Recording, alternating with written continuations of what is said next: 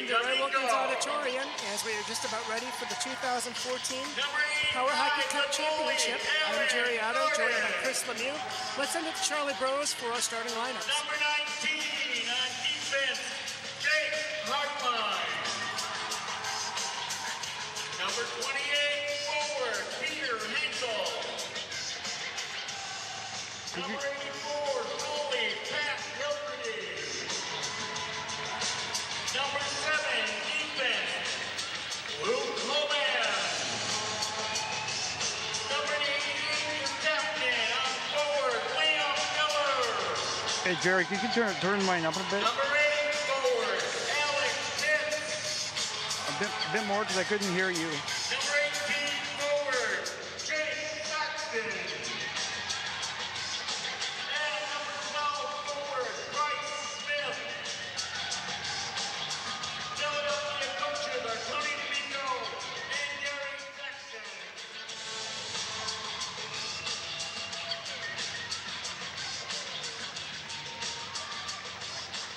And now, for your hometown Minnesota Saints, beginning with number 1, Ben Hafner.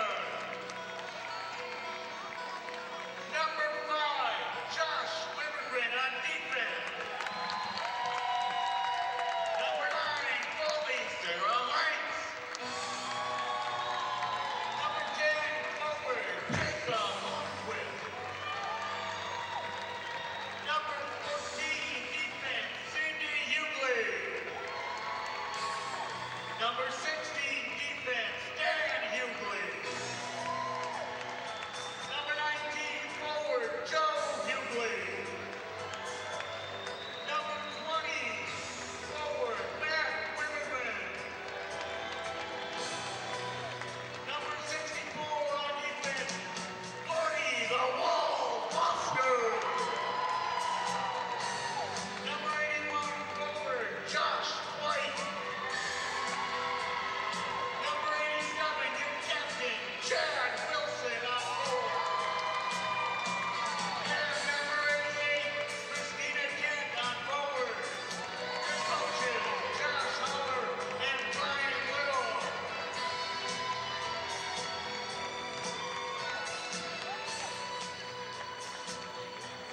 Chad Wilson's going to law school.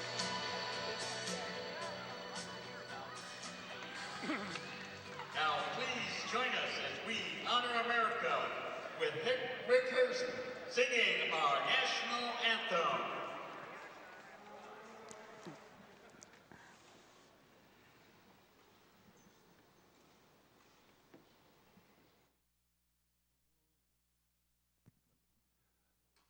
Oh, say, can you see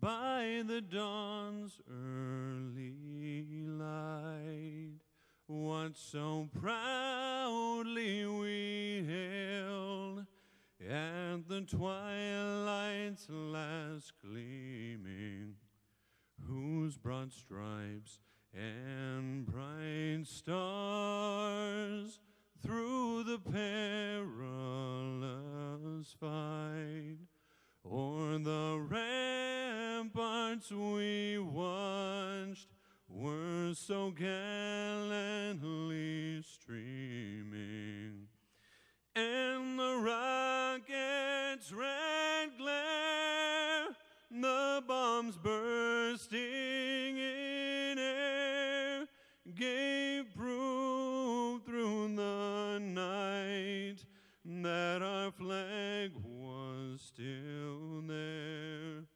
Oh, say, does that star-spangled banner yet wave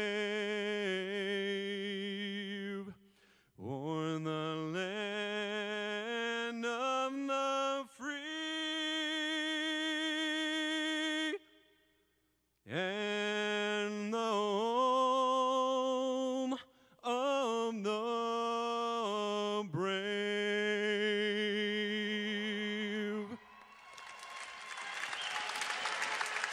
Yeah, I just keep.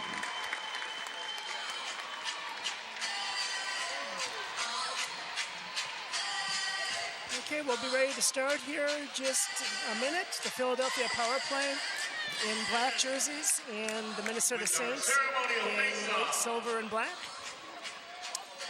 I'm joined here by captain of the Michigan Mustangs, Chris Lemieux. Chris, of course, you're familiar with both of these teams.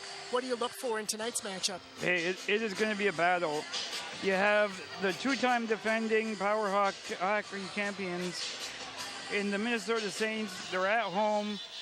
You know, they're obviously the favorite, being two-time champions. But honestly, do not count out this Philadelphia team. This is a young, exciting, powerful team. They have a lot of skill, a lot of passing. I'm looking forward to an exciting game. You've got the two top scorers in the tournament. Chad Wilson with 23 points, that's 20 goals and 3 assists.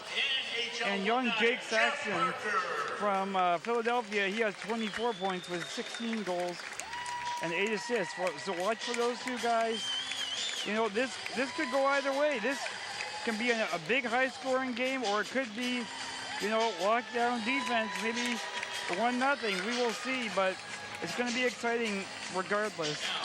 As you mentioned, Chris, Philadelphia with 7 players, 18 or younger, and again led by Jake Saxton, who was only 11. He had 2 goals in their game against Calgary, as Calgary was up 2-0 pretty late in the game, and then Philadelphia got on the power play, made it 2-1, scored very quickly after that, and then won in the extra session. Yeah, like I said, you can't rule out Philadelphia. I think, you know, you'll see on some of these teams like Calgary, they've been here, they've won this tournament 2 times, and they beat them, and now they're coming to Minnesota. This team is the 2-time reigning champions. But you know what? Being young has its advantages. I know being an older player, waiting all day to play this championship game, your stomach has butterflies. Sometimes you psych yourself out. But when you're 11 years old, you don't even think about that. You're just happy to be here. He's having fun with his friends, and now he's going to come out and he's probably going to dominate just like he has been. Chad Wilson's brother is in the military, just came back from overseas and came here to cheer on his brother Chad yesterday, and I know that was a real treat for him. That's awesome. That's very cool. You know, this is a great crowd we got here, lots of supporters. Everyone brings their cheering section, you know, and although we're in Minnesota and Minnesota's in the final, I think Philly's going to have a lot of fans cheering for them, so Minnesota might not have the home ice advantage. But something you were mentioning on Twitter and then also on the webcasting that Philadelphia has a very big following. Absolutely. You know, they're kind of become a quick cult favorite. They actually defeated my Michigan Mustangs last year at the U.S. PowerHockey Tournament. And we saw just firsthand how good they are. You know, I met Jake Saxton about 3 or 4 years ago when he was 7 years old. And he impressed me then, but he is above and beyond what I totally expected. And he's only 11, so he can only get better. And he's dominated this tournament. Right. Yeah, it is very scary. So behind the net is Chad Wilson. Saxton is right there with him. Good poke check there, and this will hop out of play. Yeah, you probably won't see these two players leave the court all game unless something goes wrong with their chair or we see an injury. You know, these are the 2 main guys, so they're going to be leading the way the whole way. Saxton has a great supporting cast of Liam Miller and Alex Pitts, you know, and then to support Chad Wilson, we got Josh Swight, number 81, and then Matt Wimmergren. He's along with his brother, Josh Wimmergren, who's on defense, but yeah, they're pretty close. These are 2 even teams. It should be a good battle. Well, Josh has had an excellent tournament, 4 goals, 5 assists. The second leading scorer for the Saints is Chad Wilson, has 20 of their 27 goals. There's a quick chance for the Saints as Wilson flipped it ahead, and that went off. Aaron Gordon. Right. Yeah, Aaron Gordon, she actually played with the Carolina Fury a couple of tournaments ago, but now she's found a home in Philadelphia. And she's been doing great in goalie. And I got to give credit to their defenseman too, Jake Hartline. He's been facing some shots and really keeping it away from Aaron. Sarah Heinz on the Minnesota Saints. She is always a top-notch goalie, and she hasn't failed here either. She's kept up. Oh, wow. Ooh, nice shot. Great scoring chance there. Saxton intercepts it. Yeah, you're right, Chris. This is Sarah's third PowerHockey Cup, as she's been the starting goalie for the Saints in each of those 3 tournaments. Yeah, my team, Michigan, has faced her many times, and she always seems to shut us down. Like, everyone thinks this is Chad Wilson's team, but Sarah Heinz is a huge part of this and a huge part of their success. Yeah, you can score 10 goals, but if the other team scores 11, doesn't matter, yeah, right? It doesn't do you much good. So Saxton hustling down on the far side, tries a flip shot, and that goes into the chair of Sarah Hunch. So we'll have a face-off in the Saint end. Again, these are 15-minute stop time periods, and the rink here is 100 feet by 50 feet, so it's half the size of an Olympic-sized hockey rink. Yeah, and then we have one half-court line, and that acts as our offside line. Right. So instead of 2 lines like in normal hockey, we just go off the main center line. One thing I really like about power hockey is there's no icing. Yeah, a couple of leagues tried that, but it just takes away from the fluidity of our game, and sure. This works perfect. Ooh, Matt Dwight Wilmergren. almost put one in there, but Aaron Gordon shuts him down. Yep.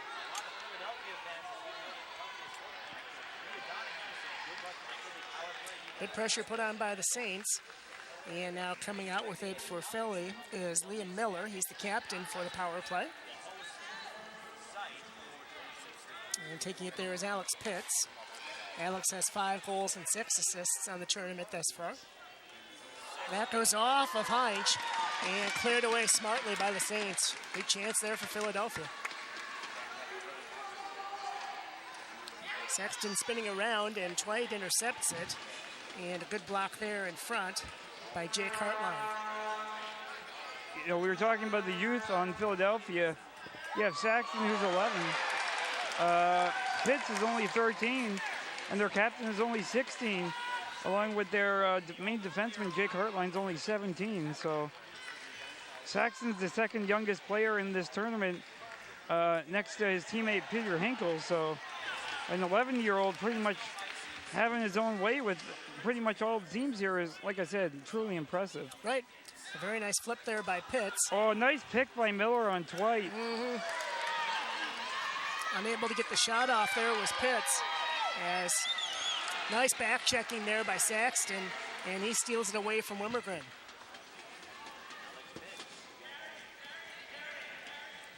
Coming around to the far side is Pitts. And he will flip this all the way in, and that goes just behind Heinz. Yeah, I think both teams are a little bit hesitant to go all out right now. Maybe we're seeing a little bit of a defensive strategy, but I have a feeling this might be a 1-0 game. But if we start seeing a couple goals, this could turn into a goal fest. We could be seeing maybe a 6-7 goal game for each team. And of course, in the quarterfinals, you gave the Saints all they could handle before they ended up pulling out 4-3. Yeah, we played them a lot, and we kind of know that there are different tactics and stuff. But yeah, it just wasn't happening for our team. But I'm still proud of my boys, and Philly has played hard. They played well, and they deserve to be in the final. So 9:42 remaining in the first period. Not much has changed as far as I don't think we haven't seen any line changes yet. Right. Yeah, this is probably gonna, just like maybe you see in basketball, the coach is gonna shorten up his bench. Wilson tried to come out with it. And there's Wilmergren. Now 4 players fighting for it. Dwight comes out with it. Doing a nice job. Dwight is a big, strong guy. Used to be a football player. He still has that football mentality. Right. As you can see on the back of his chair, I believe that's his old football jersey he wears. It's that yellow jersey. Sure. Interesting. So, yeah, he's big and strong. You can't forget about him. Great That move was there our by problem. Saxton. Sure. Yeah, we followed Wilson too much. Nice head save by Josh Rumagren. Yeah, it was a good block in front.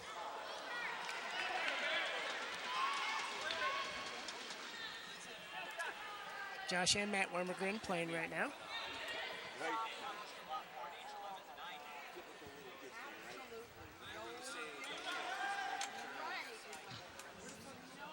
So now Pitt's trying to control it there in the corner. Again, this is a rectangle compared to an oval for an ice hockey rink, which makes it a little more interesting. Yeah, and, unlike our other previous tournaments, we're now using this sport court. So I've noticed that the ball doesn't bounce as much on this sport court. So maybe in previous tournaments, the ball would bounce possibly midway through the offensive zone, and it would go high enough to go right in the goal. Sure. On the bench bounce, but you're not really seeing that this tournament, and you're also seeing a lot less balls go over the boards. So I kind of like it because it keeps the game going. Right. Yeah, Wally Shaver was mentioning how fast that first game went. It lasted just over an hour as boy, Jeff Barrett, the goalie for Calgary, he was really impressive. He was. That was a flip shot by Wilson, but saved by Gordon. But yes, Jeff Barrett, he's one of the top goaltenders. Very impressive. Good flip pass there by Pitts. Oh, here comes Saxton. Yep. Flip shot, over the goalie, hits the net. Yep, and good back checking there by Wilson.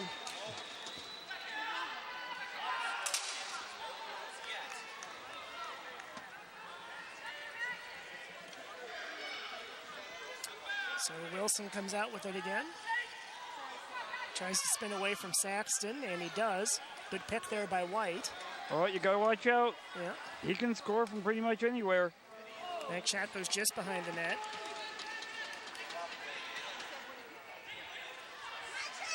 And in front, Wilson with a spin move, puts a shot on, and that's deflected in front.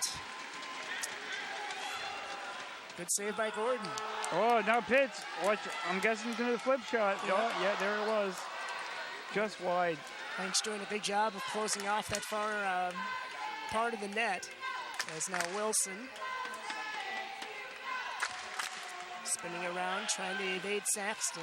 Oh, good job by Miller by cutting him off. Yep.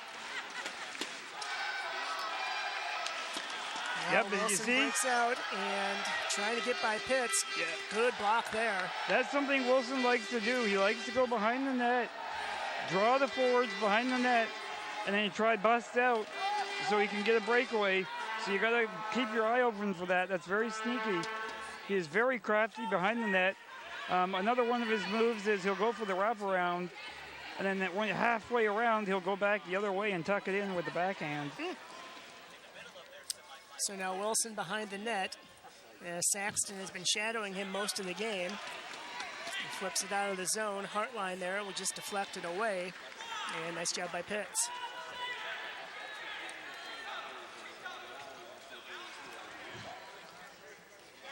Good block there in front by Wimmergren.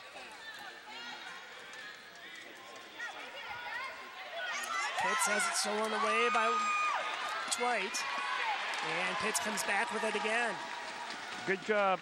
Great defensive work. See, that's part of our sport. You know, Dwight might be twice as strong as both those guys, but they're just as fast, or if not faster. Yep. So they're able to catch him up and stop him from having a good shot on net. Very high in the air and over the net. So we'll have a face-off just to the left here of Gordon. That's got to be difficult for a goalie because you're going from one post to the other, and you're not really able to see behind you, obviously. So you're really relying on your defenders to tell you where the ball is. Absolutely. You know, that's a good point because, you know, a lot of the goalies, they can't turn their heads, and they can't see behind them, you know. So like you said, communication is key. You really have to work with that defender. But as you can, both teams are following the same strategy. They have their defender facing the opposite way of their goalie, so it's kind of like a crisscross. Sure. So then that way you have eyes literally in the back of your head. We are on Twitter If you want to ask a question, you can use hashtag PowerHockey Cup, and I'll try to answer any of your questions you might have. You just use hashtag PowerHockey Cup. This goes into the corner, and coming out with it for Philly is Liam Miller. Pitts is trailing, so is Saxon. Yeah. Oh, goal by Liam Miller. Nice job to get by Limmergren, the defender, and sneak it in along the far post to get on first. Yeah, as you can hear, lots of Philadelphia fans in the house. See, that's the thing about this Philadelphia team. You cannot let one go, right? So here we go. Oh, Miller just sneaks it in there. I think Hines was paying more attention to Pitts and Saxton behind her, and then when Miller just saw the gap he needed and put it right in. Great play by Miller. For the power play, number 88, Liam Miller, unassisted. That is his 8th goal on the tournament, 2nd on the team. Of course, to Jake Saxton. So a big early goal for the power play. And they're not on the power play, but the team names the power play.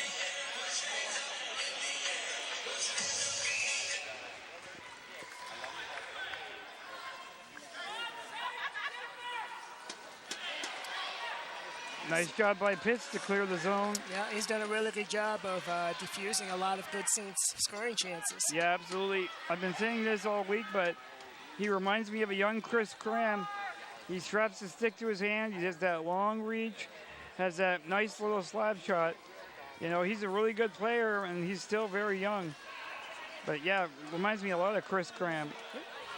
Chad Wilson getting a screen from Twite, puts a flip shot on, and that's knocked over the net again by Aaron Gordon. Pitts picks it up. Nice flip shot. Tries to clear it out. Saxton now gets it over the line. Yep. Good defensive work there by Wilson to try and cut off Saxton. Now he gets double teamed by Twite and Wilson. Still no changes here. The original 10 players that started this game are still on the court. Right. Oh. That's an offside call, I'm guessing. Yep, offside. We'll have a face-off in the zone. It's great to see so many fans here. We have a guy on the Saints bench. He's wearing a halo, dressed as a Saint. Right. Yeah, we got a Michigan Mustang dressed as a horse. I saw that. Yeah, it's great that these fans, you know, they come and support us, support their friends and their family. Oh, nice shot by Chad, but it was actually deflected off his own teammate, Wimmergren. Right. Here comes that wraparound. Gotta Wraparound watch. and good defensive work. Boy, at the Nice last job. second, Saxton. My gosh, what a play. I thought that was in for sure. Yep. I think Saxton Wilson did saved it. too. Yeah. You can see he's getting a little bit frustrated. There was that controversy where they made him switch his chair halfway through the tournament. I know he's not happy with this chair. It does overheat. It might slow down, so that's something to look for. You know, that might be a big advantage for the Philadelphia. If they can get in his head, you know, that could be a big advantage. Here he goes again, wrapping around. Good flip shot, and it's in. And a nice job by Chad Wilson as he makes it one apiece. Yeah, you cannot let this guy open. You can't leave him open. You have to have the guy on him at all times. Look, comes around, finds the hole, Perfect shoots shot it right in. on the post. Wow. Yeah, you leave a hole open like that, he's going to put it right there. Nice little lob shot. So it's one goal apiece. We got about 3 minutes left remaining in the first period. Assisted by number 81, Josh White, and number 20, Matt Limmergren. So that was Wilson, assisted by Twite and Matt Wimmergren.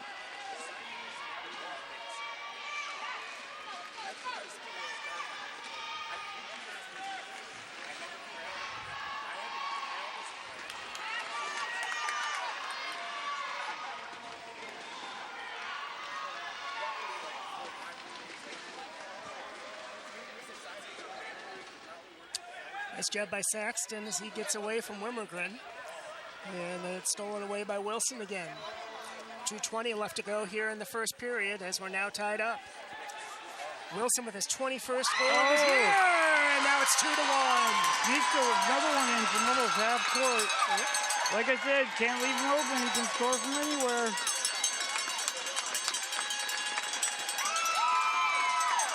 This is where experience comes in. You know, now let's see how Philadelphia responds. Here comes, Here's the replay. look at Wilson right over the line. Saxon's trying to stop him. Beautiful lob shot over both the defender and the goalie right in. No one, that's unstoppable. Well, that's a case of where Wilson Philadelphia just did backed everything into they Saxon. could to try and thwart Wilson, but excellent play for his second goal of the game. Absolutely. They got to communicate, Philadelphia. You have to know. Yep. Oh, we got a penalty on Chad Wilson. This is a humongous opportunity for Philadelphia. Yeah, this is only his third penalty on the tournament. Like, I would say this is almost a must-score opportunity.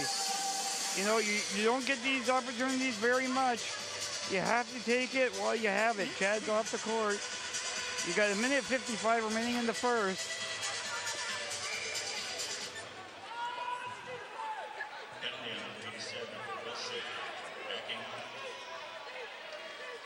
So that is actually dangerous driving on Chad Wilson for backing up too much. You cannot back up more than 2 chair lanes at a time, or that is considered dangerous driving. Pitt's trying to sneak it in, can't manage to get it saved by Hines.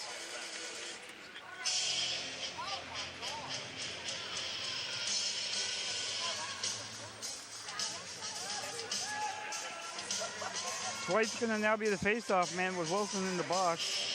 He'll go up against Pitts. Pitts wins it back to Saxton. Saxton curling. Lob shot. That's almost identical to where Chad scored just a couple minutes ago. These two players are very similar. So Saxton coming out with it. He tries to flip it through 3 players. Dwight attempting to send it out of the zone. Again, Philadelphia being really aggressive with all 3 forwards there right around the ball. Yeah. Saxton might have to look up a little bit more. Pitts was wide open on that weak side. I think he maybe should have passed it instead of shooting it there for Jake. Does another shot, but saved by Hines. Yeah, that goes just wide of the net. Nice job by Josh Wimmergren. Excuse me, that's Alex behind the net. Nope, that's Josh. Oh, my mistake. I'm sorry. That's okay. Yeah, we got the brothers, Josh and Matt. Right. Yeah, Minnesota selects. They also have a pair of brothers. We got a mother-son duo in this tournament, so it's all about family. That's great. Yep. This goes into the corner. 22 seconds left here in the period. Miller. Liam Miller. Good defense there by Dwight as he steers him into the corner. Dwight just trying to protect the ball for the remaining 6 seconds here of the period as they're trying to get it away from him, and we're going to have a stoppage with just over 2 seconds remaining.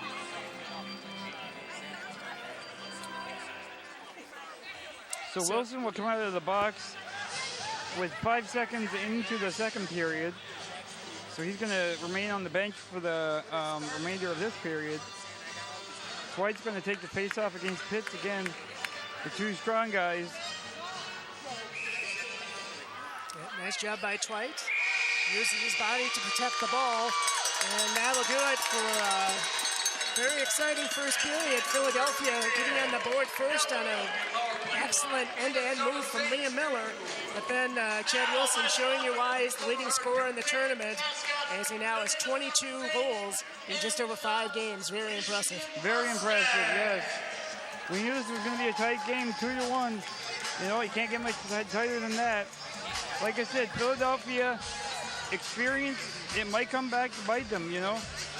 They're a very young organization, very good young team.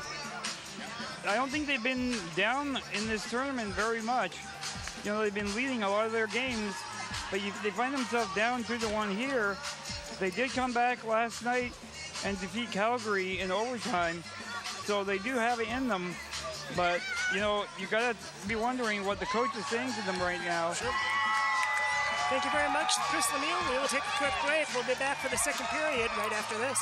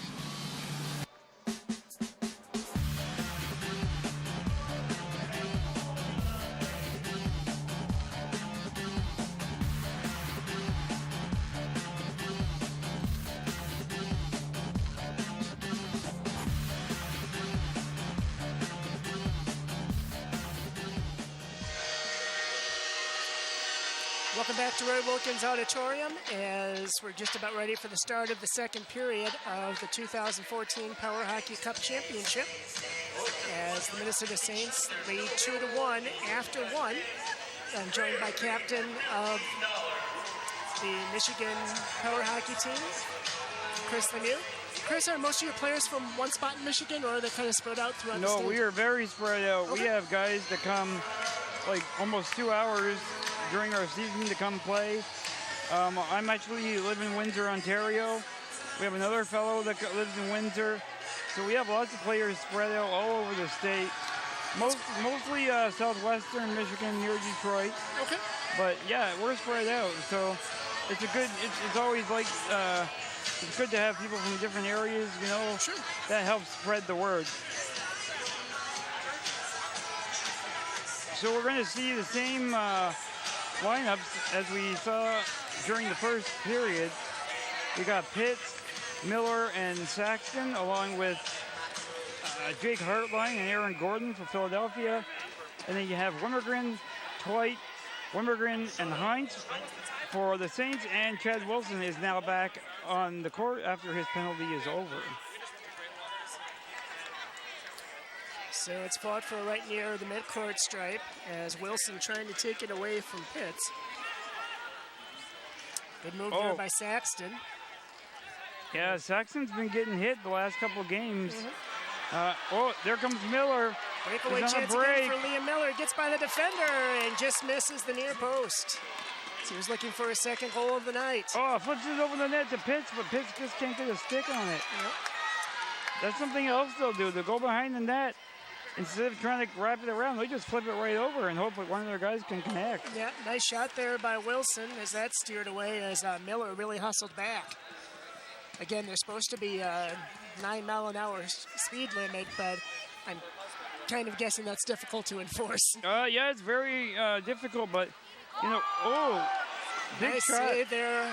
But it's going to trickle in as Twite there along the far post. Aaron Gordon couldn't get a stick on it, but Twite just pushed it in. She made the original save, but the puck was still there, and a nice job by Twite to follow up.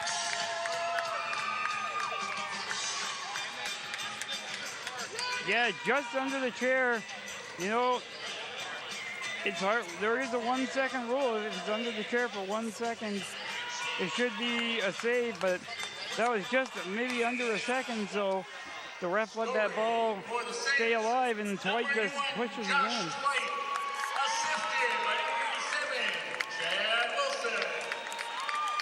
Yes, going back to what you were saying about these chair speeds. Oh, Jake Saxton's on a break. Yep. Yes, Power Hockey has enforced now a 9-mile-an-hour rule. Saxton actually got challenged last night after the Carolina game. Okay. And no, his chair is actually under the limit. Some guys actually might look faster because of their physical weight. Sure. You know, same chair. You have a guy like Josh Dwight, who's a big boy. You know, maybe Liam Miller or someone has the same chair. He doesn't, but just for example, right. You know, Miller, he might weigh 90 pounds. So obviously that chair is going to go a lot quicker. But yeah, we have purchased a radar gun, and you can challenge. But if you try challenge a player and he is under the 9 miles an hour, then your team will get assessed a penalty. Game penalty, sure. Yes. That shot goes just wide of the net. Now Wormegren trying behind the net. He leaves it for Wilson. Wilson follows him like a lead blocker. Sexton's right there with him. Now Dwight with a good shot, and that goes just wide of the net. That was almost like a broom ball shot. Yeah, you got to watch Dwight. These two work really well together. You know, it's a good combo. You got the finesse of Wilson with the passing and the shooting, and Dwight's just that pure power guy. You know, he can do it with the big backhand or do a big slap shot. So a different a view for the goalie. You never know which one's going to be coming at you. Right. Saxton's trying to dig it out here. Dwight's just kind of overpowering him.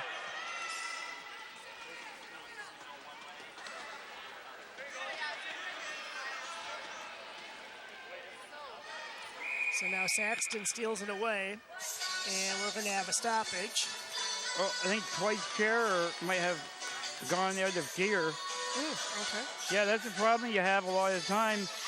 The gearboxes are on the side, so maybe sometimes unintentionally or intentionally, you might go by, if you flip that gearbox down, the chair is disabled. Sure. So, and that can be dangerous for the chair because that can ruin the motors. Right.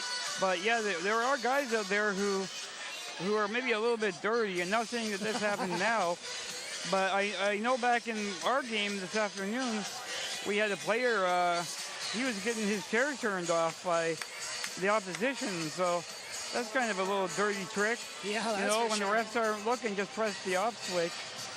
But yeah, that's not very sportsmanlike in my opinion. So yeah, they're gonna try to fix Dwight's chair here. Yep. No timeout has been called, but they're trying to fix it. This is the coaches, Josh Haller and Brian Little.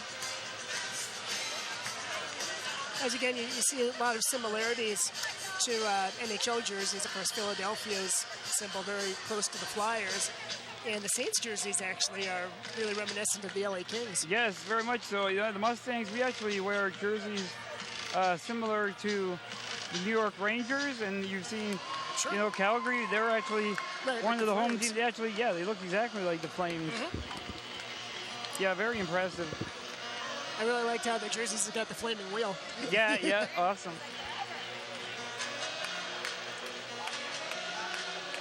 So, Wilson and referee Tim are having a little bit of a conversation. They're talking back and forth. It looks like they may be arguing a bit. I don't really know what's going on here. You know, if a chair breaks, really, you should call a timeout or switch the player, but the refs are allowing this game to be held up until everything gets back to normal, but that's kind of a disadvantage for Philadelphia. Right. If I was their coach, I'd be telling them to take Dwight off and continue the game. But we'll go back and same lineups. Wilson wraps around, watching to lob it up here. Dwight goes to the net. Yeah, look what I said, lob. Oh. Nice save by Gordon, but Dwight's right there. She got it in the one hop, and Dwight tried to stuff it in. Yeah. And good job by the Philadelphia defense. Yeah, you got to watch Twite going to that net. Now, if he doesn't have the ball, you can't impede him from his lane because that would be interference, but you have to keep an eye on him. And once he does get to the net, then just get yourself in front of him. Yep. Nice Oh, save again by Saxon's Aaron going Gordon. around, got round one. Yep. Can't get right, the other two. Well, good back checking by Twite and Wilson.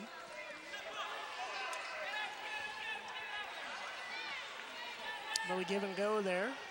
So Wilson's going to try and go behind the net. No. Spins back to the near side and flips it out of harm's way. As much as these players are, you know, I would say both teams' top players, I am not a big fan of this not switching.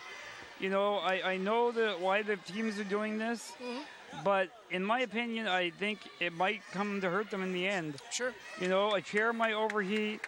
A player will get fatigued. You know, these guys have played, I think this would be their 5th or 6th game in a matter of 4 days.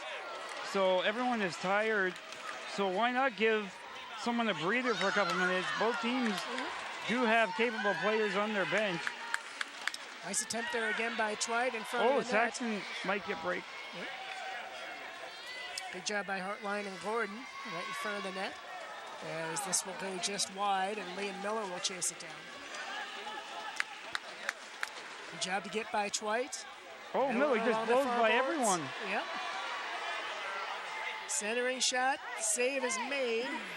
It's loose in front, and we'll have a face-off in the Saints' end here with 9:55 left to go in the second period.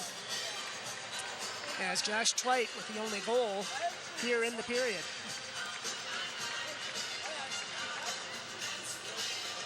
Remember, if you have a question or a comment, you can contact us on Twitter. We don't actually have access to the main account right now, so if you would like to ask a question, just use hashtag PowerHockey Cup. Hashtag PowerHockey Cup. I'll try to answer any questions you might have.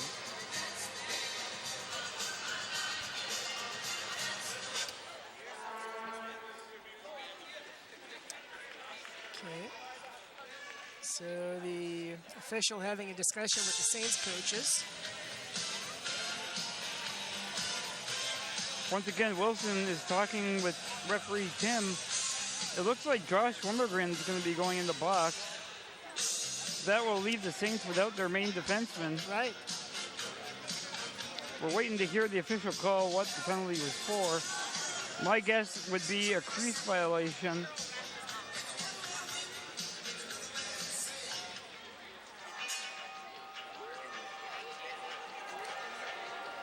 Of course, you see this a lot in ice hockey. If you accidentally get knocked into the crease, does that count against you, or do you just have to get out right away?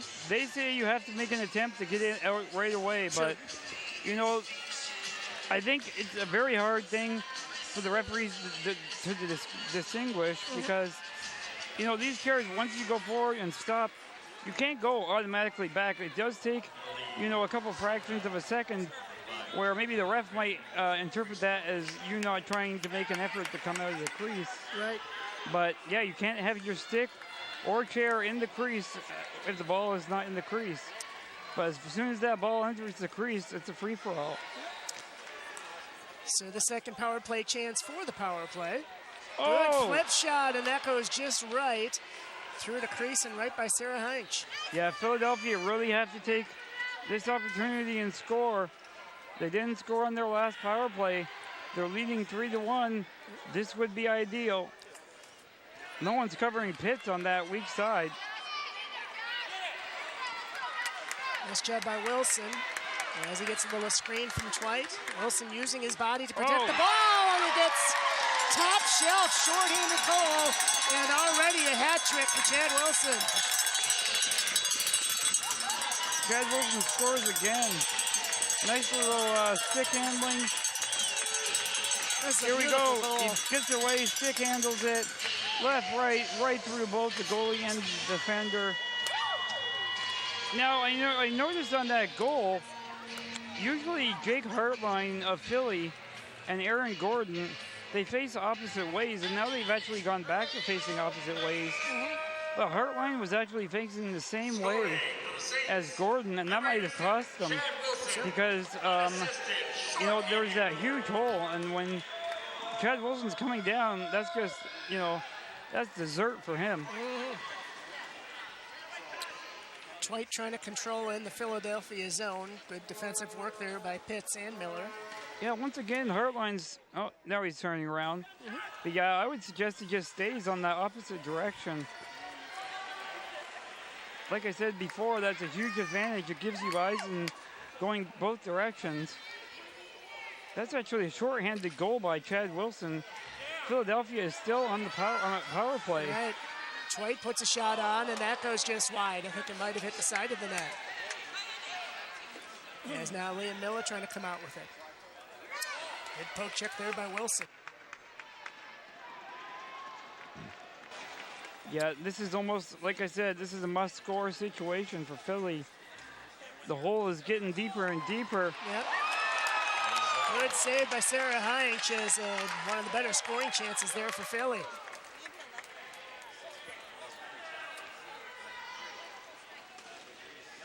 Chad Wilson in the corner. There's two Philadelphia players. Oh, he just hit out Pitts. with it. And now Wilson on a breakaway. As it comes to the near side, and goal number 4. Pretty much an identical play. Right. Gets on the break. Hartline is facing the way that I mentioned he should be, but it makes no difference. Wilson just puts it by both of them. Left, right. There he goes. Draws the defender forward. Goalie doesn't go forward quick enough. Beautiful camera work by our guys. Yeah, excellent replay. Now it's 5-1. Saints over the power play with 7:30 remaining in the second period. Philly has to change things up. What they're doing is not working, obviously. You can't leave Wilson. You can't leave Wilson to break out like that. Maybe they might want to move one guy back. You know, maybe play like a 2-1-1 or maybe a 2-2 like a box. Here comes Wilson again. And we have a stoppage, and this will be still in the Philadelphia zone. We actually have a goalie change now for Philadelphia. Aaron Gordon is on the bench, and now we have Anthony D'Amico. He played a couple of minutes of goalie. He's played a bit, so yeah, he's their backup goalie. Right. Got those big green pads. Yep. He had a 3.33 goals against average and a win coming into tonight's game. You know what, like I was saying, Aaron Gordon is one of those utility type players. She is their goalie, but she is very strong, has the ability to pass and score. So don't be surprised if you maybe see her come in and to give one of the Philadelphia big three, give them a little bit of a rest. Because Aaron Gordon, she'd be a great power player to match up against Dwight. So we'll see what the coach does here, but he's still going with his big three. That's the guys that have gotten them this far, so you might as well keep going with them. Right. But if they need a breather, Philly does have Gordon on the bench, along with Bryce Smith. He's the veteran of the team at 39 years old. And he has the ability to score, but also he's a very good defender, and he's a very smart player, so we might see him too. Saxon brings it around the net. Loops back around. Wimbergren's on him. Feeds it up to Miller. Miller across to Pitts. Pitts shoots it. Nice job there right in front. Yeah, Josh Wimbergren. Yep. Oh, nice little feed from Pitts to Saxon, but Saxon couldn't get a stick on it. So in the corner, Wilson trying to control. And there's Liam Miller doing a nice job. And good defensive work there again by the Saints as they clear the zone.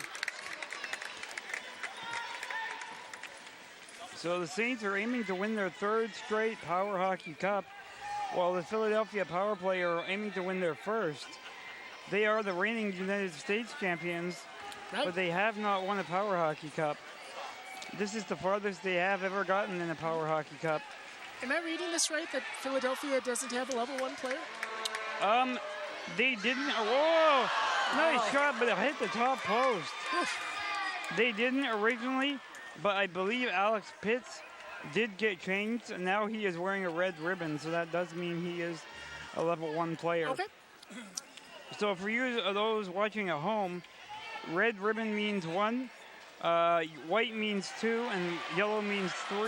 Here's Saxton on a breakaway, and he sneaks it in along the near post. Nice goal by Saxton. Keeps the game, keeps his team in the game. Yep. This is their guy.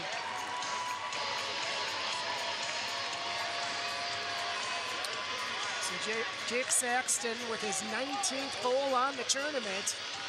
And a big one as that cuts the Minnesota lead to 3. Nice feed up the court. Saxton's wide open. Cheeks around the defender. He can't turn around. Hines has no chance. Nice shot by Saxton. Yeah, it certainly was. But as you can see, like I was saying, Saxton and Wilson are very similar. Those goals that they've scored are all very similar. That was a goal by Jake Saxton, assisted by number 8, Alex Pitts. So going back to the levels, a level 1, you're only allowed 1 level 1 on the court at all times. And you must have a level 3 on the court at all times. I was noticing that with Calgary, because, or actually it was Ottawa. Mohammed Awad and York were trading off, and I would guess they're both level 1 players. Yes. Yeah, we made that rule because, you know, this sport, back when it first began, was intended for the lower strength players. So we just didn't want to get to a point where teams are bringing 5 or 6 of these big guys, and then it turns into maybe like a wheelchair basketball type of thing. You know, so it's a nice rule to have. You can have as many level 1s as you want, but you just can't only play one at a time. Sure. Yeah, both Calgary and Ottawa both had 2 levels 1s, so they were switching it back and forth. Right, Falconer, yep, also. Yeah, Falconer and Paul. It's a really nice luxury to have. So Wilson trying to control it there along the far boards, and this will flip out of play. Folks, don't forget to get the concession stand for some great food. We got about 3 minutes and 39 seconds remaining in this second period. The Saints lead the Philadelphia power play 5-2. Wilson's going to take the face-off against Pitts.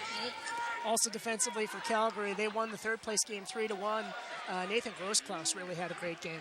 Yeah, Nathan is a very, very intelligent player. You know, he knows where his teammates are. He knows how to score. He knows his limits and plays within those limits. And that makes for a very nice player. He's a great leader, and he led his team to that bronze medal game. Sure. Of course, Kevin Confara had 16 goals going into your 5th place game. How does he compare to a Saxton or a Wilson? Kevin Confara, he's a very strong player. He's not so much skilled on stick handling, although he is a very good stick handler, but he is a very powerful player. He's a strong guy. He's, I would compare his strength to maybe of a Falconer or maybe a Dwight, but he has that ability to put the ball where he wants it. So he has very good accuracy, and he can score. So yeah, we rely on him a lot, and he's our guy. Yeah, I've known Kevin since he was about 10 years old. Now he's 20. Yeah, it's been very exciting to me to watch him grow. Right. Again, in the quarterfinals, you almost knocked off the Minnesota Saints. Did you do anything special to try and keep Chad Wilson in check? You know, we got Chad and Kevin. They always have great battles. They go one-on-one. We tried to limit Chad, but you know, we left Josh Dwight open. Right. And I think he scored 1 or 2. Yep. And that ended up being the end of the game. And you know, that's kind of the same thing that's going on here. Dwight is scored. If it wasn't for Dwight, this might only be a 1-goal game. So, yeah, that's what we failed to do. But, you know, I'm really proud of my guys. So Wilson will take the face-off against Pitts. And that must have been nice considering you. I'm sorry, Chris. When you lost to the Minnesota Selects in the pool play and then come back to beat them as well as you did in the fifth place game. Absolutely. You know, we were a better team.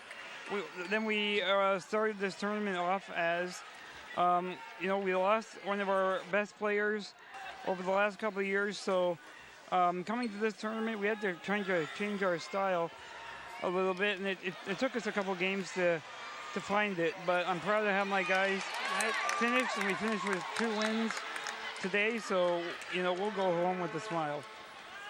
And at the end of the day, you know there's going to be 1 winner and 7 teams who aren't going to win. Right. But we all come here. We have a great time. We help the sport grow. We introduce the sport to new people, new players, and that's what it's all about. I was talking to Jake Saxton, and he was talking with Chad Wilson and his brother, and you could tell they get along just fine. You wouldn't see that between, say, the Blackhawks and the Red Wings. Oh, but, no. Again, you see a lot of great sports and really talented players out here. Yeah, lots of friendships are made at these tournaments. You know, it's something special. And now with social media, you know, Facebook, Twitter, these guys can stay connected throughout the years. Yep. Nice shot by Saxton, but it really was. Yeah, they just went Sarah off the top Hines' of the head. net. And again, Hines doing a big job covering that far post as Wilson being shadowed there by Miller. He spins away. Oh, what a pass to Twite. It gets caught up in Hartline's chair, and now Twite has it behind the net with 90 seconds left. Good play by Saxton there. Saxton on the break, flips it. Oh, goal by Jake Saxton. Puts it right behind Sarah Hines. From that angle to be able to get it along the far post, that is really something. That is his specialty. He comes down that line. You think he's going to go front end, and he sneaks it in the back. My team's the Mustangs. We've been victim to that many times. Here it comes. Like I said, he comes down the left side. Yeah. Shoots it right. Really nice little flip shot. Boom. Yeah. Corner. You can't stop that. No. Right over the defender and the goalie. Beautiful. Hey, Philadelphia has made this a game. It's now 5-3. They're not going down without a fight. They want this. They want to upset Minnesota at home. They are the underdog. They are the younger team. Saxton has the ball again. Flips it. Nice job behind the net. Now Wilson able to get it away from Miller and a good play along the back wall. Philadelphia should not concentrate on scoring right here. I think they have to concentrate on not making a mistake and letting Minnesota put the lead back up to 3. Right. I would think considering it was 5-1 that Philly should be pretty happy only being down by 2. Exactly. Count your blessings for the next 30 seconds. Don't allow a goal, and then get a breather and get a word from your coach. Oh, lob shot. Flipped very high in the air. That hit the bottom of the board, so it stays in play. Now Wermegren behind the net. Oh, here comes. Miller got it at the last minute. What a move! Now he's out on a break. Miller gets by Wilson. Wermegren trying to cut him off. That's Josh Wermegren doing a nice job trying to steer him away. Yeah, nice job. He came out of that front position where he usually sits, and he attacked the attacker and made him lose handle. Great second period. Well, it certainly was. It was 2-1 after 1. Then Twite getting the first goal for Minnesota. Wilson gets his goals number 3 and 4 to put Minnesota up 5-1, but then Saxton answers with back-to-back goals to make it 5-3, and great first 30 minutes of play. Absolutely. This is going to be an intense third period. I didn't expect anything less. What did I say? I said in the beginning it was going to be slow, but if a couple of goals got scored, it's going to start to become more open. And now we're seeing almost a goal fest. You know, I wouldn't be surprised if we saw at least like 2 more goals from each team. I think this game's going to open up a lot.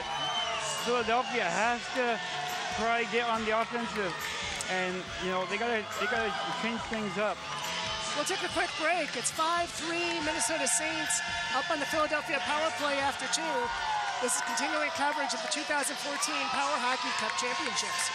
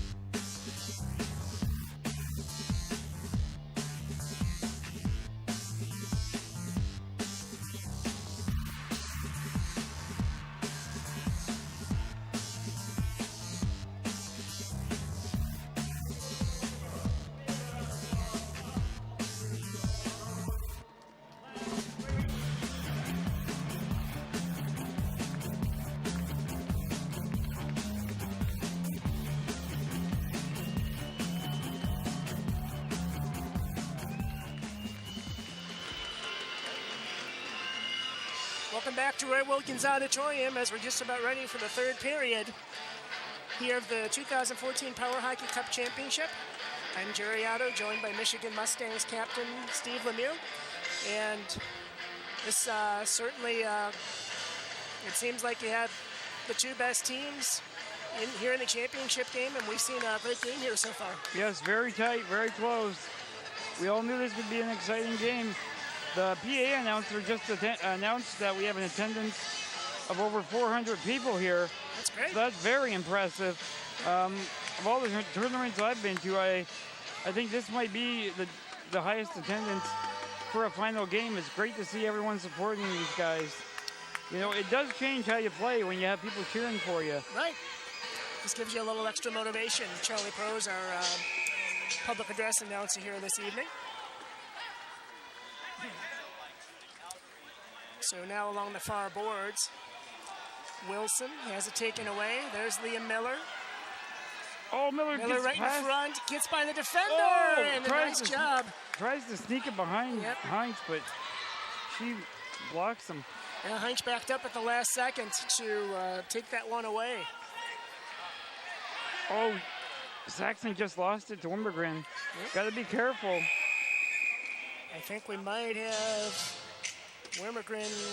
No, I guess not. They're talking with Alex Pitts. I think he may have a chair problem. Yep, that chair's gone out of gear again. A very easy thing to happen in this sport. Sure.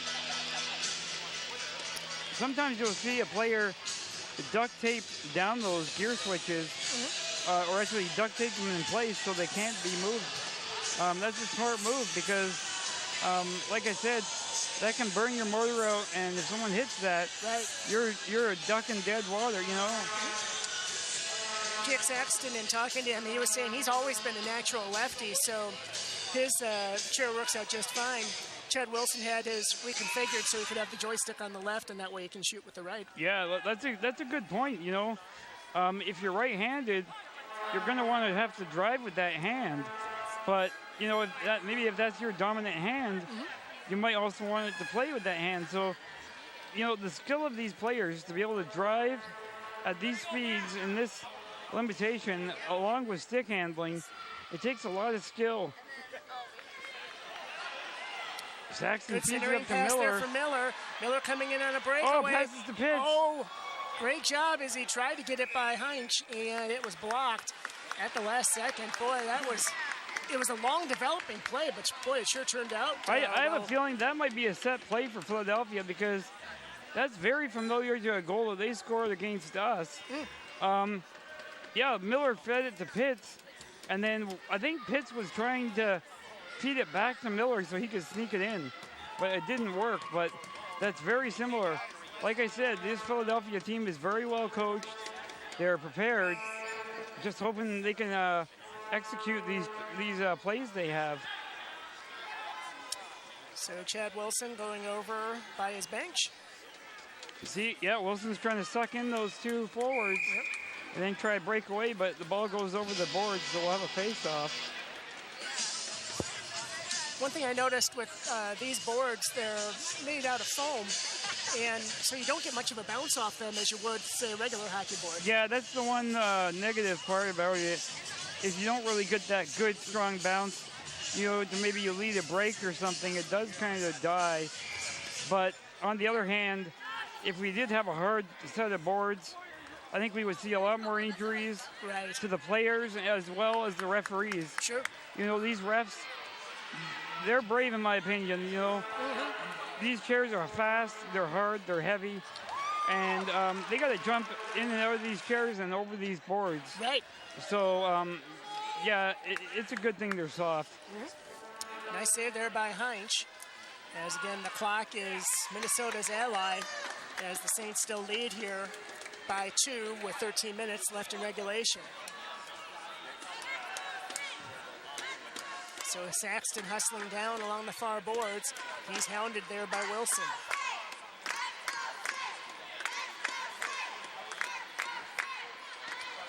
Yeah, now you see Pitts coming in. Nice pick by Pitts to try to get Saxton free. Up to Miller. Saxton lead pass to Miller. Good Watch him to defense pass by it back, Wimmergren. maybe. No, going to go behind the net. And a nice job there by Wilson, and he'll send it all the way down. Yeah, that's a smart move by Philadelphia, trying to use the pick. I would guess for them to try to use that a couple more times. Just like you might see in basketball, it does give that player.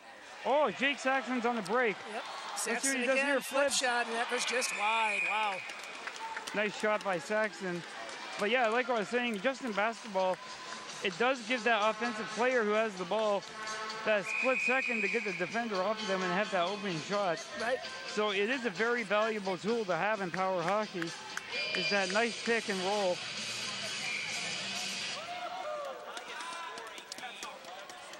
So now that's blocked again. By Josh Wimmergren. Yep. Doing a nice job. Yeah, Wilson is very methodically handling the puck, taking his time. Look, he doesn't care if he goes up and scores. He just wants to waste time. Flips it on There's Noel. that flip shot and a nice save there by the new goalie, Anthony D'Amico. Again, he came in for Aaron Gordon at about the midway point of the second period. Yeah, D'Amico's been impressive. But like I was saying, I'm kind of surprised that we haven't seen Gordon come out maybe for just a couple minutes to give a players a breather. She is a very capable player, and she does have a long, hard shot. So, you know, that's an option to feed the ball back to her, maybe back to the point. Sure. You know, they could use her and Pitts to get her back there, maybe feed it up to Saxton, give Miller a break. Good shot put on, and that is knocked away by the Philadelphia defense. Dwight dumps it in again.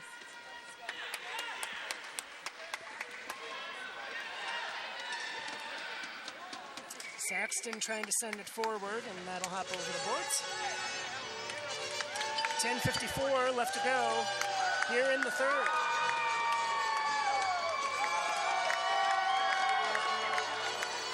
Oh, Spider-Man is in the house. Oh, there's our Mustang.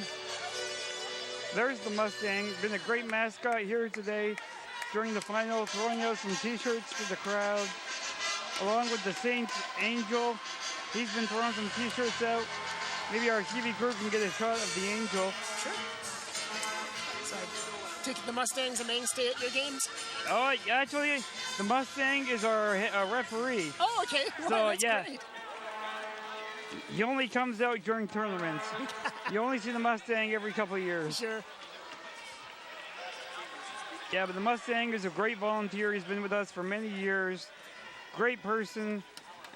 He's actually going into occupational therapy, so Super. this gives him a lot of experience. He's a great person, great guy. Right. Jake Saxton trying to take it away there. It's caught under Liam Miller's chair. Now Wilson, he'll take it. Tries to get by Pitts. Good job by Pitts to cut him off. Yep. Wilson controls though. Flip shot. Nice save there by D'Amico. Oh, Troy tries to feed it back, but Wilson can't get a stick on it. Now he does, but it's under the chair. Another save by D'Amico. Anthony D'Amico has been very impressive. He's almost got his team back in the game by stonewalling Wilson here. We're still down by 2 with just over 10 minutes remaining.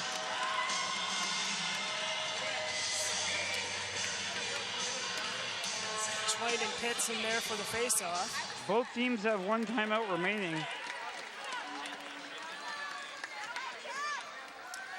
Good job by Saxton in the corner. Miller's going to come for some help.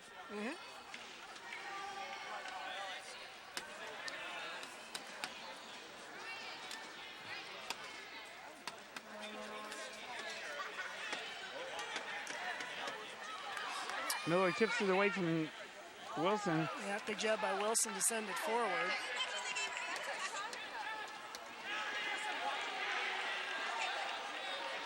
Oh, Pitts. I think they thought he was going to shoot it. He just digs it around Wimmergren. Yep. Takes Good a shot. right in front, and Wilson clears it out of the crease at the last second. Great job by Pitts there. Oh, Saxon's fallen over in his chair. His chair almost tipped over. He's sought back up now. The referee was going to help him, but he managed to sit up by himself. That's scary. Yeah. If you watch Jake Saxton, he really leans forward. Yeah. Yeah. He sits very forward on his chair, almost sits on that front left corner. He is wearing a seatbelt, but, you know, he leans forward. That body weight can tip a chair over. He is very light, but what concerns me is if he does fall forward, if another player is coming along, you know, he's very vulnerable to be hit. Right. And, you know, that's how he likes to play, so I'm not going to, you know, change that. But that can be scary for a mother or a parent to watch. Sure. I know Jake Saxton's mom, she cannot stand to watch the games. There's too much stress on her. I can imagine. During every game, she actually goes outside. She can't watch it. Well, it looks like we're going to have a penalty on Wilson again. Oh, So, humongous opportunity for the power play here. Wilson pleading his case to no avail. That's the 3rd penalty on the Saints, the 2nd on Wilson. Philly has yet to get a penalty here tonight. So a good chance on the power play for the power play.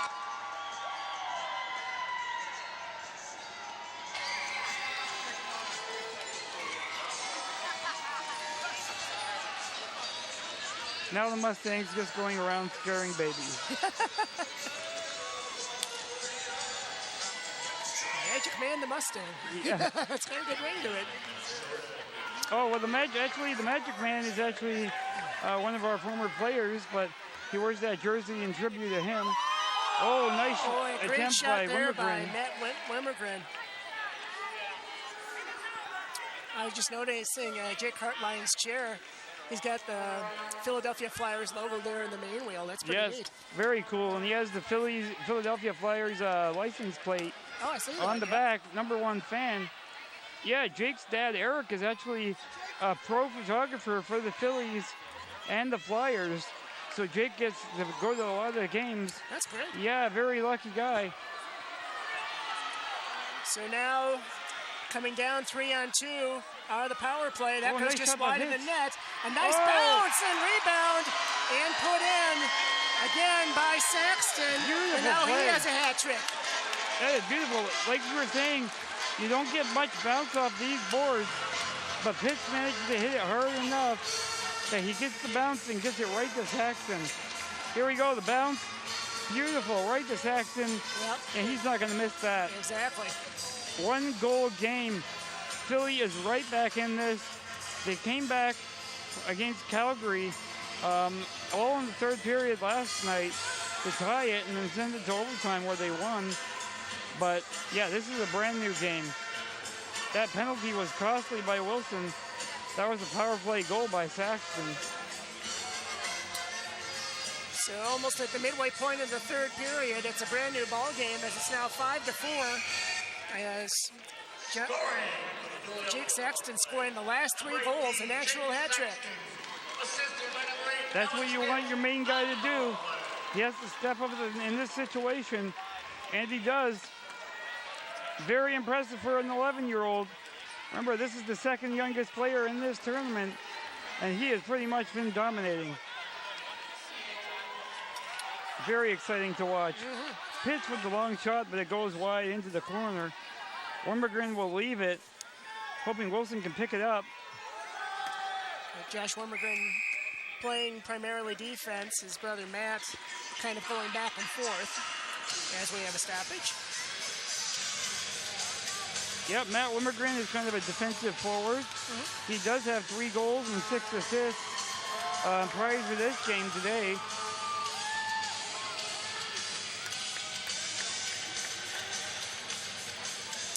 Yeah, Power Hockey Cup final. You couldn't have asked for a better game. That's for sure. You know, you don't want to have a blowout, and I like to see goals scored. I don't know if I would like to see a 1-0 game.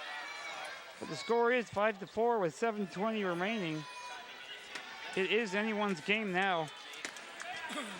The Minnesota crowd has kind of quieted down here. They were starting to get rowdy, maybe thinking that the cup was in sight, but oh, they've been quieted down. Pitts keeps it in the zone, and oh my! It's sticked away by Twite, and he almost accidentally knocked it in the net. Pitts just tried to keep it in the zone, but he almost ended up scoring through Twite. Yeah, you got to watch that high stick. You know, Twite's trying to save his own team, but that could have been deadly. Is it similar to hockey towards the crossbar? Yes, actually, that's the new rule. Okay. Previously, it was the armrest of the player, but because all armrests on like different players are different heights, we decided that the crossbar would be the best indicator for the referee.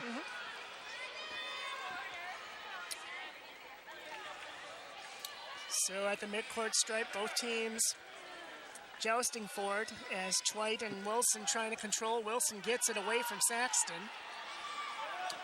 Got to get back on defense. Can't let him. Oh, nice block by Saxton. Now Pitts Saxton has and it. Pitts combining there. Flip shot and a last-second save by Heinz at the 6:23 mark here in the third period. Yeah, we have 6 minutes and 18 seconds remaining, and I think the key guy, if you got to pick someone right now, I'm going to pick Alex Pitts. Everyone is on Wilson. Everyone is on Saxton. But I think if there's going to be a hero, it might be Pitts. Pitts has been left open the last couple minutes, and he's getting good shots off. It's just a matter of time before one of those goes in. I think there might have been some debris on the court, and we'll start back up here.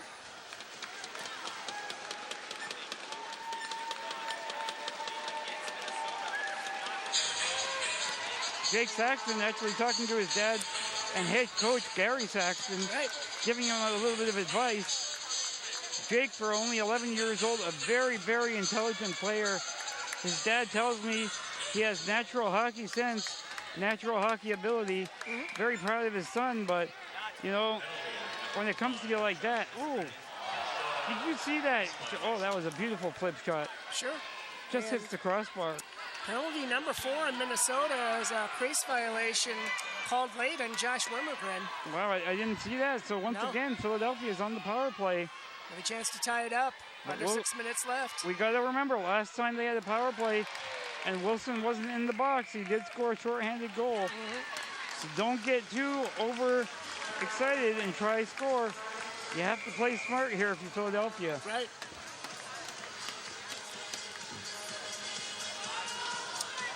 So Twite and Pitts in for the face-off. Won by Twite. Wilson flips it. And I think we have a penalty coming up here.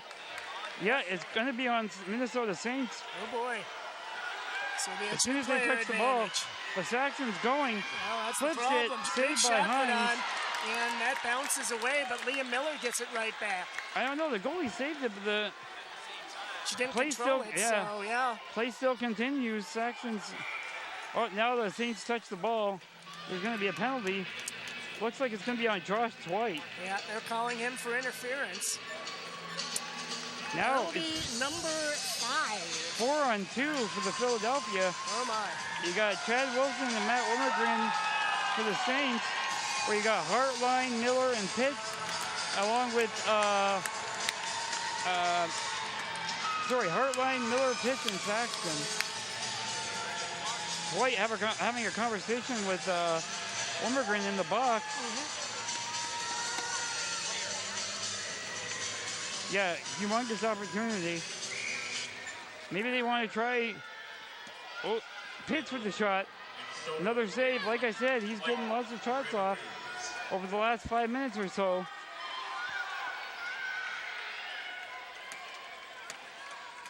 Yeah, Wilson's just trying to waste time right now. You have to make an effort to move the ball. You can't just sit on it. Referee Tim blows the whistle. What's going to be a call here? It's going to be a penalty on Philadelphia. Oh my. Oh, wow, that's gone Alex Pitts. Yeah. That's not good news for Philadelphia. It's the first penalty of the game on the power play. Philadelphia power play, that is. We're waiting to hear from the official scorer what the penalty is for.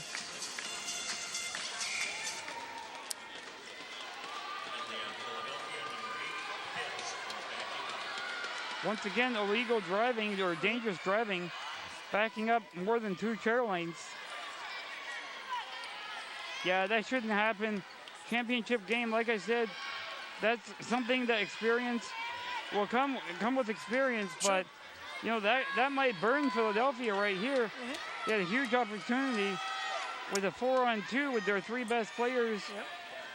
Pitts is their main power guy. Right, and they're trying to block Wilson in there along the far boards. But Wilson gets it back. Saxton steals it away at the last second.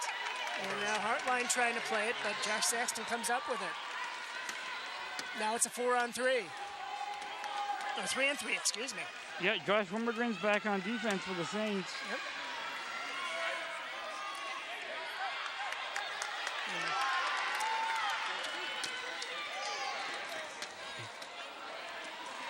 You know, now these players are playing in power chairs, so if you haven't seen this sport, you might be thinking, oh, these guys can go all day, but I'm telling you, I don't think either of these teams have switched players. Right. All these players have played the entire game. They must be exhausted. Mentally, physically, you're sweating. It's very warm in here. Yep. You know, and they're giving it their all. Got 3.5 minutes left here in regulation. Certainly you don't want to take a penalty to hurt your team, but you do get a 2-minute breather. Yeah, maybe that's a tactical thing. Yep. Into the corner it goes. As now the Minnesota Saints will have a brief 20-second power play. Wilson behind his own net. Goes over to the far side. Gets a screen from Wilmergren.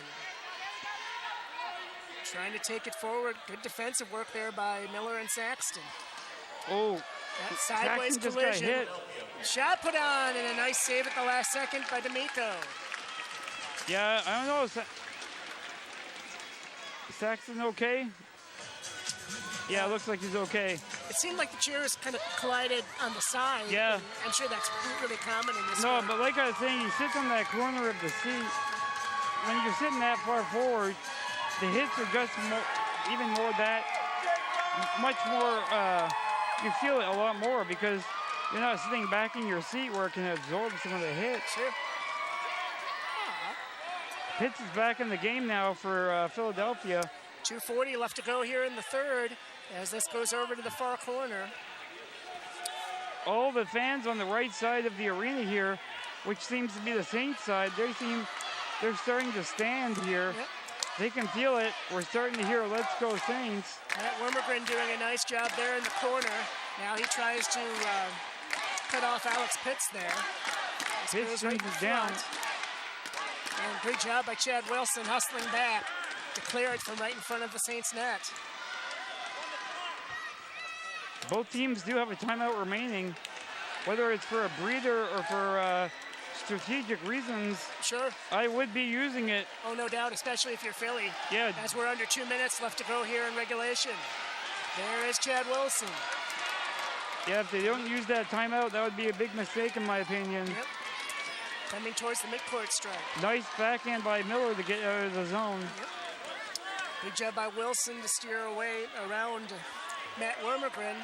He still controls. Very methodical by Wilson. Yep. Taking his time. He knows what he wants to do. Here comes the wraparound. Wilson with the wraparound in the net. Gets Saved knocked by off its D'Amico. mooring. Yep.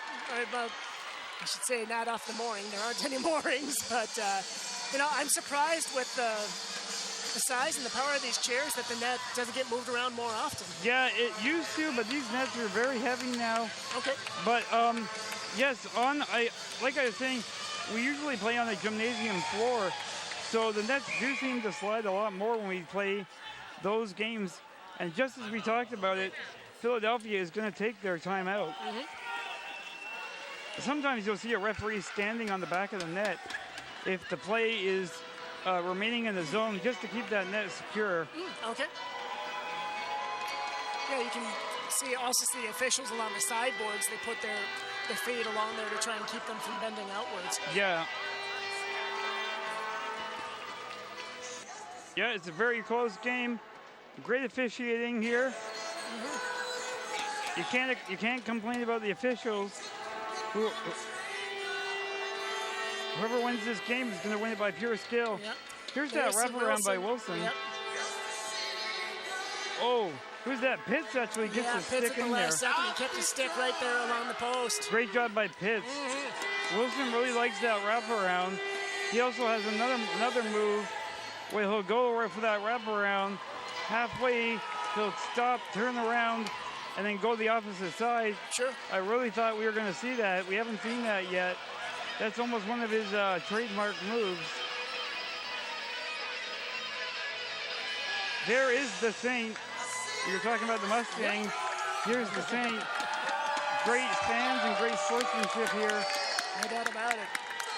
That's a 2-minute power play here timeout for the Philadelphia power play.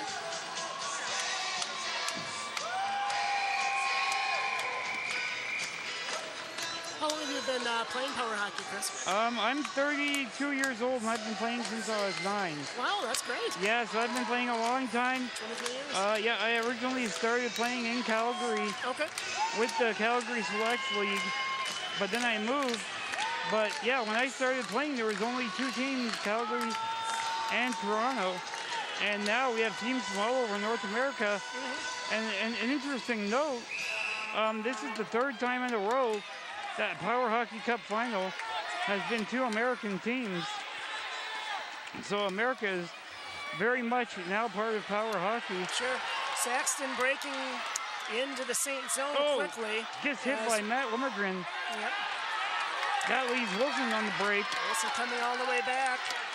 Wilson puts a shot on, and I think D'Amico D'Amico saves it just got a again. piece of it. This guy has been a lifesaver for Philadelphia. Yep. You know what? That's a gutsy move. They've had Gordon in net all tournament. She led them to this point. Right. But the coach must have seen something because he pulled her pretty quick and he made the right decision. D'Amico's done the job. Sure.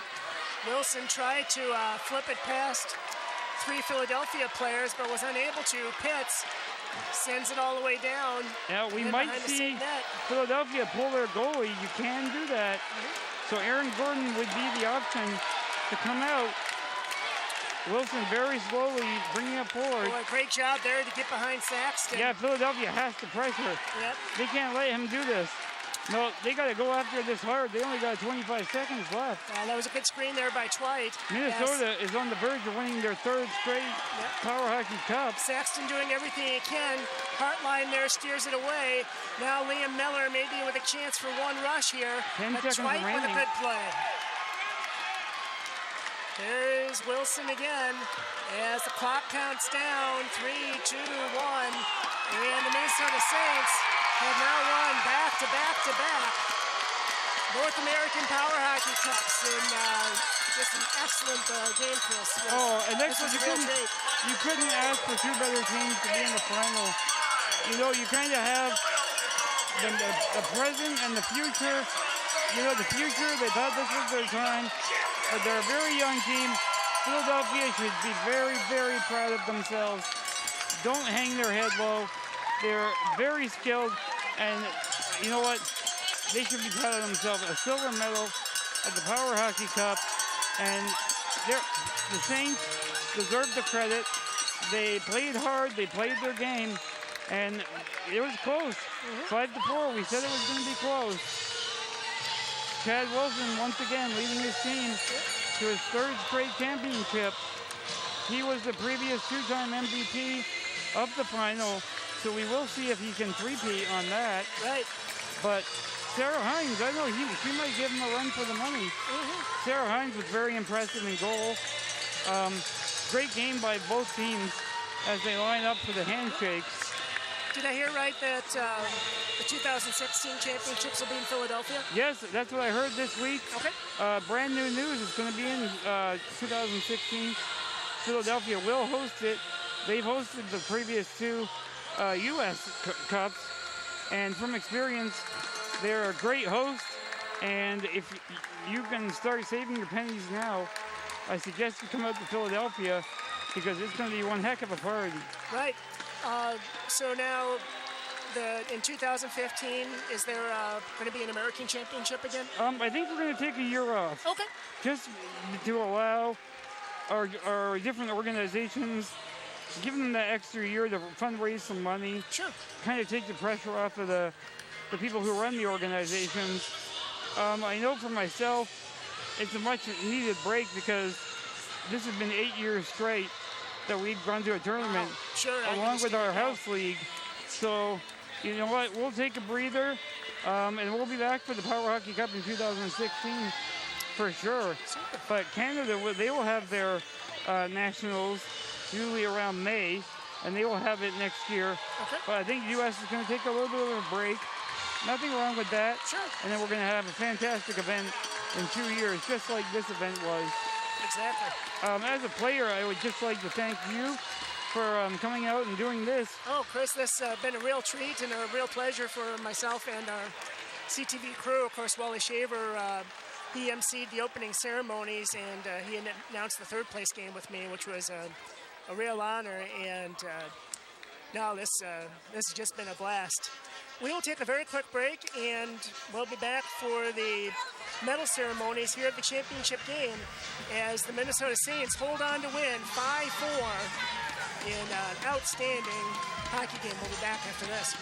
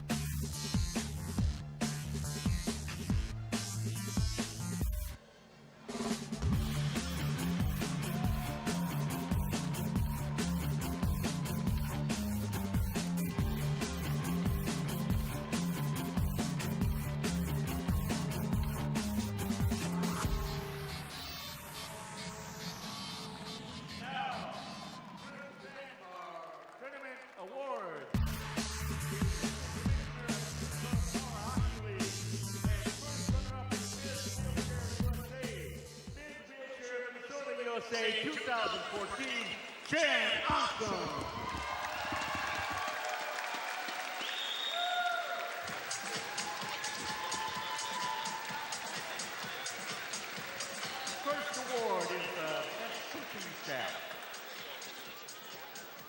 going to have the player awards here, actually the team awards. I think the first award is best coaching staff. And the award for best coaching staff goes to the Philadelphia Power Play. Much deserved. Tony D'Amico and Gary Saxton have turned this team around in a matter of 3 to 4 years, and they're going to have a big, long, successful run with this team. Oh, no doubt. Again, with that kind of youth, it's got to be a challenge, but it's certainly got to be encouraging. And you talk about a bright future. Their future looks incredible. Oh, absolutely. They no way hang their heads low. They should be very proud. For best goalie, representing the Calgary Selects, Jeff Barrett. So Jeff Barrett wins best goalie from Calgary. Very good choice. Yeah, he was very impressive in the third place game. I'd like to give a shout out to Ottawa's goalie. I believe her last name is McBride. Yep, Talia McBride. Yeah, this was her first tournament, and she impressed me very, very much. But Barrett takes away the best goaltender award. Mr. Mustang goalie Dino Leibus has actually won this award. I think 3 straight PowerHockey Cups. That's great. So him and Barrett are good friends, so I'm sure they're going to be having some bragging rights going back and forth on social media over the next couple of years. The best offensive player, representing the Philadelphia Power Play, Jake Sexton. Jake Sexton with the most points in the tournament, and he had a natural hat trick in this championship game, but it just wasn't quite enough. 11 years old, kind of bittersweet for Jake, but he absolutely deserves this. Right. An awesome player, and it's very scary to think about how much better he is going to get. Much deserved. Best offensive player. Now, the best defensive player, representing the Toronto Lake Raiders, Megan Hines. Best defensive player, Megan Hines from Toronto Rock. Megan has won this award, I believe, 2 times before. She might have even won it 3 times before. Really? She is a very, very renowned defenseman or defense person in this sport.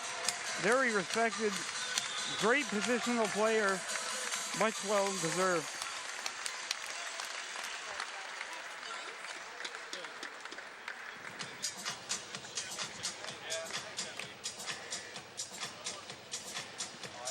And the best defensive forward player, representing the Philadelphia Power Play, Alex Pitts. Nice, number Alex. He sure was impressive tonight. Very good. Best defensive player. Great job on Alex Pitts. You know, Saxton has been getting all the headlines, but without Pitts and Miller, he couldn't have done his job. Great job by Pitts. Only 13 years old. I have a feeling Pitts and Saxton might be both the youngest players to win their respective awards in this tournament, so that's very impressive. Sure. Next, the best newcomer, representing the Michigan Mustang, Tristan Barron. Yes, that's my boy. That's going to make you happy. I am so proud of Tristan. We brought him to the tournament. You know, I told him I didn't have any expectations. We threw him right in the fire, and this guy deserves it. Great choice. I am so proud of him. How old is he? Tristan just turned 18. I was going to say. But yeah, he was the leading scorer in our league. That's great. Him and Kevin Confard dominate our league. Sure. But this is his first tournament. Awesome. Now, your silver medalist, the Philadelphia Power Play.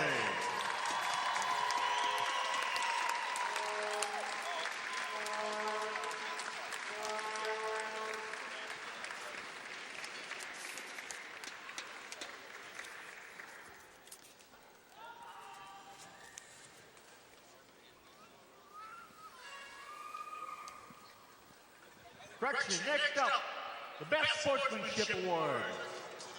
Representing the Carolina Fury, Jonathan Greason. Nice choice. Best sportsmanship goes to the Carolina Fury captain, Jonathan Greason. You know what? Their league isn't quite as developed as other leagues, and they come to every tournament. Their heads hung high. They try hard. You know what? And that all comes from their leader right there. Sure. You know, that takes a toll on players coming to a tournament and losing. But this guy does a lot of work behind the scenes. He fundraises money, and he's always polite and respectful. Great choice. That's super. Nice trophy for him to go home with.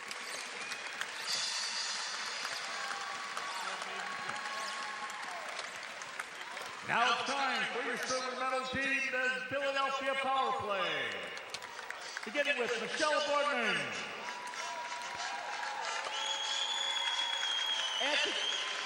Okay.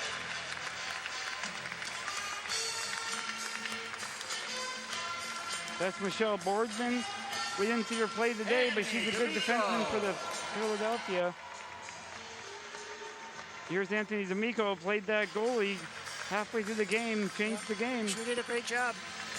Aaron Gordon.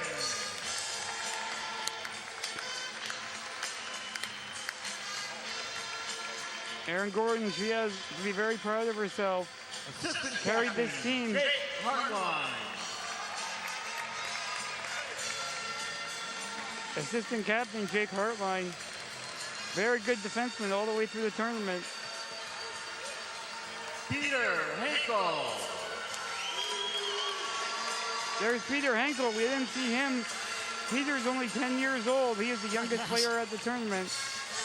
Pat Hilferty. Here comes Pat Hilferty. He is the president of the Philadelphia organization. Okay.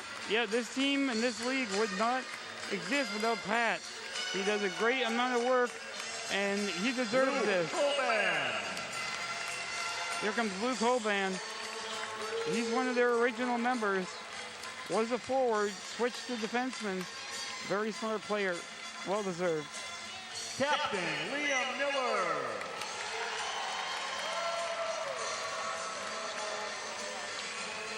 Liam Miller, number 88. A fan of Patrick Kane. Even has his hair cut.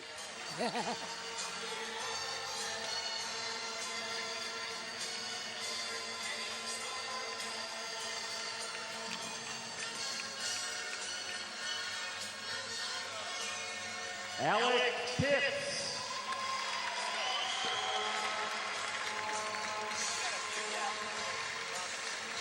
It's nice to see smiles on Philadelphia's face. Assistant captain Jake You know, they Saxton. shouldn't hang their heads low. I'm sure they'll shed a few tears, but they should be very proud of themselves. There's Jake Saxton. And Bryce Smith. And here comes their veteran, 39-year-old Bryce Smith. Nice keepsake for him. And your coaches, Tony D'Amico and Gary Saxton.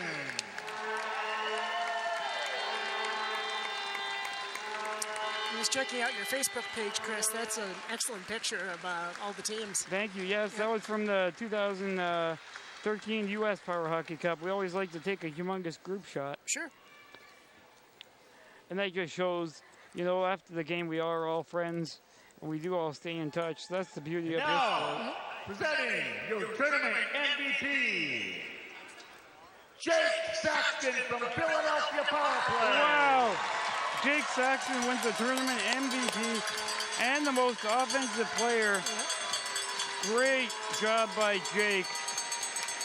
This is an award Chad Wilson has won in the past, but now we might see the torch being handed over. Look at that big smile. I listened to his interview on the webcast yesterday, and yeah, just sounds like a really nice young man, and he was sure looking forward to the game tonight, I know. Yeah, they're a great family. Jake's actually a twin. He has a twin sister and a younger sister, and they're always cheering him on. Cool. Sarah Hunt from Minnesota. Oh, I called it. Yeah. Chad Wilson doesn't win his third MVP, but I call it Sarah Hines, the unsung hero of the Minnesota Saints. This is very well deserved. Yeah, especially when Philadelphia closed it to 5-4, and it looked like they had an excellent chance on the power play to tie it up. Yeah, Hines could have been rocked, but she kept her composure. She's been there before. This is her third championship, and much deserved. Great job by Sarah. For your 3-time PowerHockey Cup champions, the Minnesota Flames. Beginning with Ben Hackner.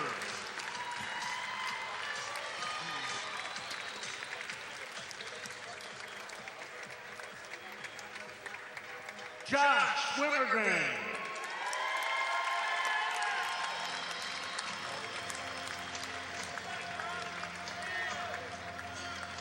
This is what they've been playing for all week. Get this chance to get the gold around your neck. There's the cup in the background. 24 games, 4 days, and 1 winner. And there they are right here, the Minnesota Saints.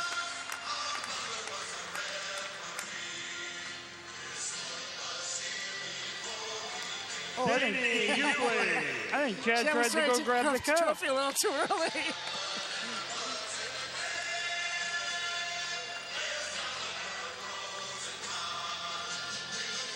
There's Cindy Hughley. She's actually married to Dan Hughley. Okay. So they are a couple. Right. There's actually a couple on Toronto Rock, too, that have a baby. Okay. But yeah. Nice. Joe Hughley. And there's Dan's brother, Joe. So we got 2 brothers and their wife and sister-in-law. Very cool. Look at that beard. I'm envious. That's a playoff beard if I've ever seen one. Yeah. There's Matt Wimmergren. Gordy the Wall Foster. Big Gordy Foster, they come the wall. We didn't see him play here today, but he's a very capable defender. Sure. Nice to see him get his championship here.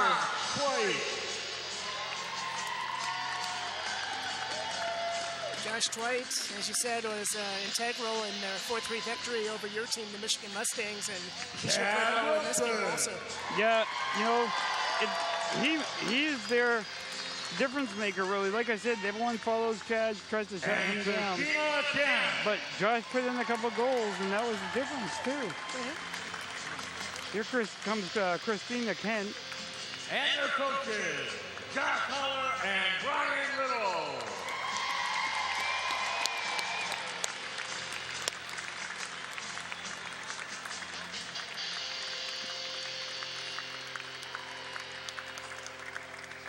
I don't know about those pants Huller's wearing, but I don't know if he thinks he's John Daly or maybe the Czech curling team. Yeah, that's a good And now we comparison. present Minnesota State with the PowerHockey Cup.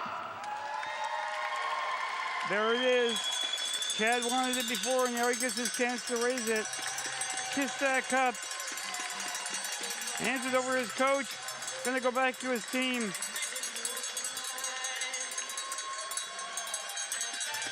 Good job by the Saints. Unprecedented. 3 straight PowerHockey Cups. Right. Of course, Calgary won the first 2, and you're originally from Calgary. Yeah, I unfortunately wasn't a part of that, but you know, it's always nice to see them win that. I always have a little piece of Calgary in my heart. Sure. But here are the champs for this year, Minnesota Saints. But this has been a great tournament all week long. Great job by the Minnesota Power Hockey League, their president, Craig McClellan, and all the many volunteers that have worked the past 2 years to make this possible. Right. Real quick, I'd like to send a sincere thanks to our crew. Ken Simonson, Teresa Renicky, who is also the volunteer coordinator at CTV, Dustin Cooper, Aaron Thomas, Jackie Gambiotti, Brandon Rickert, Director Extraordinaire John Rusterholtz, our truck tech John Salmer, who did a super job navigating some awful street situations to get here, and Shannon Hunter for putting this all together. Chris, I want to thank you for doing a superb job. Any final thoughts? No, anytime. It's been a great pleasure to be here as a player, and it's been exciting to be an announcer. You know, maybe I found my new vocation when I retire. Well, I'm going to be watching my back. I don't want you to take over my job quite yet. Yeah. But yeah, it's been a great tournament, though. Thank you very much. I want to thank everybody for all their hard work and all the people here for making it a lot easier to set things up. And thank everyone for a great championship game as the Minnesota Saints, who were up 5-1, held off a valiant comeback by Philadelphia, 5-4, to win the 2014 Power Hockey Cup. For Chris Lemieux, this is Jerry Otto. We'll say goodnight here from Roy Wilkins Auditorium, and an excellent championship game as the Minnesota Saints win their third Power Hockey Cup in a row. Good night, everybody.